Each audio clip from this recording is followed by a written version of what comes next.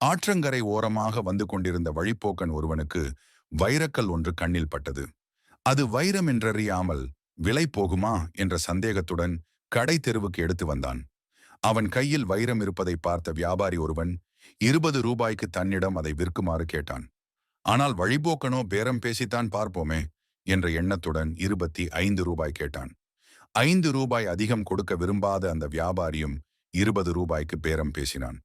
இதை கவனித்த மற்றொரு வியாபாரி 25 ரூபாய் கொடுத்து அந்த வைரத்தை வாங்கி கொண்டு சென்றான்.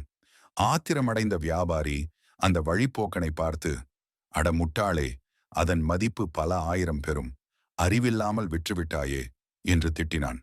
அதற்கு அவன், அந்த கல்லுக்கு என்னுடைய மதிப்பு அவ்வளவுதான். ஆனால் அது வைரம். அதன் மதிப்பு தெரிந்தும் அதை தவறவிட்ட நீதான் மிகப்பெரிய முட்டாள் என்றான். சிலர் இப்படித்தான் உண்மையான மதிப்பு தெரிந்தும் கிடைத்ததை விட்டுவிட்டு தவிக்கிறார்கள்.